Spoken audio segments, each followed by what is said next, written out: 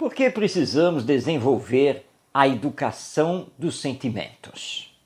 Não basta desenvolver a inteligência, como atualmente acontece. Basta nós olharmos o currículo escolar de todos os segmentos de ensino para ver que a famosa grade curricular, que melhor seria ser entendida como rede curricular, com tudo interconectado, prioriza os saberes, os conhecimentos técnicos, científicos, profissionais, mas praticamente não há espaço para trabalhar a formação moral. Ou, como dizia Pestalozzi, para levar as crianças primeiro para a generosidade, para serem pessoas de bem. Então o Espiritismo, quando foca a educação, fala muito da educação moral e, portanto, da educação dos sentimentos, que é a nossa outra área. Nós não somos apenas inteligentes. Não adianta sermos intelectualizados se a nossa moral não acompanha isso.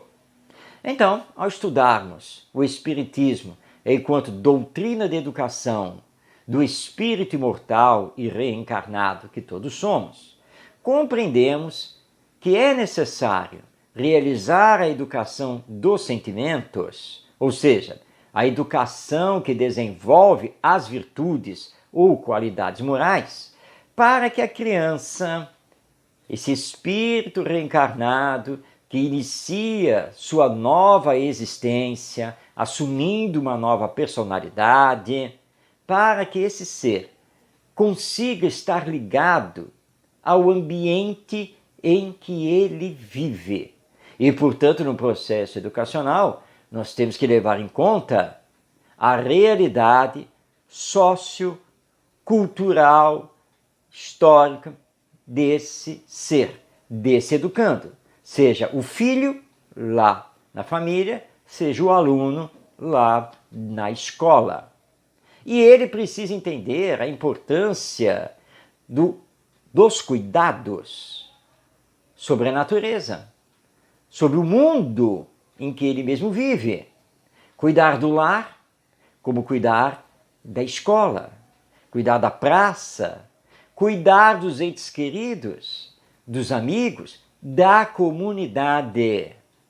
Hoje em dia, temos assistido jovens que, como se diz, não estão nem aí com o ambiente em que vivem. Jogam todo o peso dessa responsabilidade nos adultos e vivem do jeito que querem, mas esquecidos que isso acarreta consequências para toda a sociedade. Mas não é só isso. Nós precisamos trabalhar os sentimentos para que o educando elabore conceitos éticos. Ou seja, que ele aprenda a fazer o bem aos outros, entendendo que o bem somente é o bem quando faz bem para todos. Definição essa que está na questão 629 de O Livro dos Espíritos. E aqui temos uma questão de profundidade, porque muitas crianças e muitos jovens vivem sem nenhuma ética. Não sabem respeitar o direito do outro, o espaço do outro. Não sabem se colocar no lugar do outro. Elaborar conceitos éticos não apenas de forma teórica, mas em experiências práticas. Vivemos em coletividade, então não podemos pensar apenas em nós mesmos. Tem mais. Na educação dos sentimentos, precisamos ensinar a esse educando a incorporar as qualidades morais, as virtudes, ao seu patrimônio espiritual. Ele não vai ser bom porque existe uma exigência para que ele seja bom. Ele não vai ser caridoso porque todos exigem que ele pratique a caridade. Ele o será por si mesmo, por compreender o quanto essas coisas lhe fazem bem e fazem bem aos outros. Na educação, nós temos como finalidade que o educando, que ele desenvolva tudo isso e seja um ser ético, honesto, incorruptível, de pensamento coletivo, que não aceite qualquer coisa, que tenha respeito às leis, às regras de convivência e que trabalhe sempre para tudo melhorar para a coletividade. Ou seja, ele precisa ser. Não basta ele ter um patrimônio de conhecimentos, de saberes. Ele precisa colocar tudo isso em prática, não egoisticamente. E, finalmente, precisamos trabalhar a educação dos sentimentos para que o nosso educando, que é um espírito imortal reencarnado, realize a sua transformação moral. Muitas pessoas perguntam: quando a humanidade vai melhorar? Quando estaremos sem guerras? Quando deixaremos de ter o crime hediondo? Quando a corrupção vai acabar? O Espiritismo responde com toda a lógica e calcada nos fatos.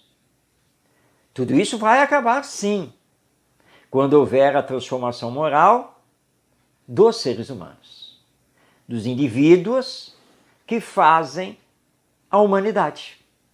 Ou seja, a humanidade só terá uma correção de rumos quando houver a correção de rumos em cada um de nós.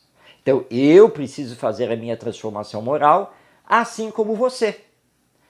Nós, fazendo nossa transformação moral, como agimos na sociedade, levaremos esse ser moral que passamos a ser para a coletividade, que automaticamente começa a se transformar, porque vamos então renovar a educação que fazemos na família e na escola, que será finalmente uma educação dos sentimentos, uma educação dos valores humanos, uma educação ética ou uma educação do espírito, visando sempre, não apenas o hoje, mas também o amanhã, porque é preciso nascer de novo, como nos lembra Jesus, a reencarnação.